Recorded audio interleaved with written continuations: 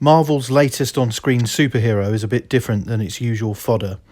Rather than Iron Man or Captain America, the rather obscure figure of Moon Knight is the subject of a new show now streaming on Disney+.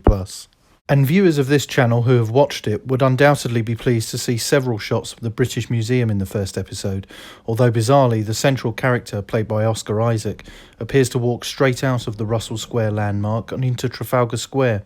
Good luck trying to do that if you're ever in the capital.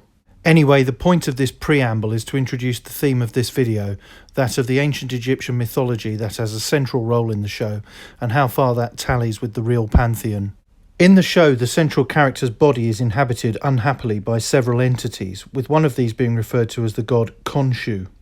Khonshu affords him supernatural powers to fight evildoers, but the multiple personalities of the character sees him driven incrementally insane.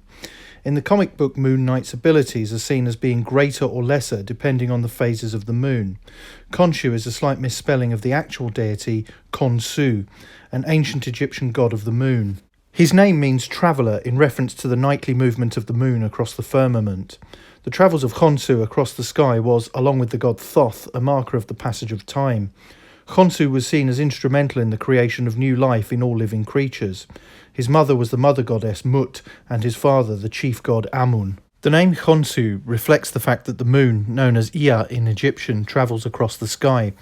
He was also said to have the names Embracer, Pathfinder and Defender, and was charged with keeping watch over nighttime travellers. As the god of nightlight, the deity, who was often depicted as a mummy, was invoked to protect travellers from the predations of wild animals and to conduct healing rituals. He was said to make the crescent moon shine to create fresh air. In this phase, the god was also associated with fertility in women and livestock.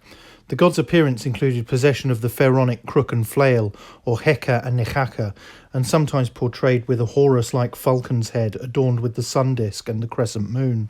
The god found his zenith in the New Kingdom when he was revered as the greatest god of the great gods and was associated with miracles.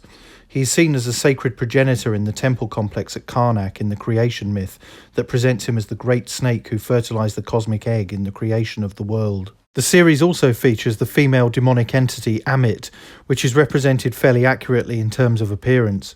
Amit, a funerary deity, is known as the devourer of the dead and the eater of hearts, and has the head of a crocodile, the forequarters of a lion, and the rear end of a hippopotamus. The goddess was not worshipped but feared as a creature of judgment which would determine the purity of hearts by weighing them against an ostrich feather. The scales of judgment featured briefly in the first episode.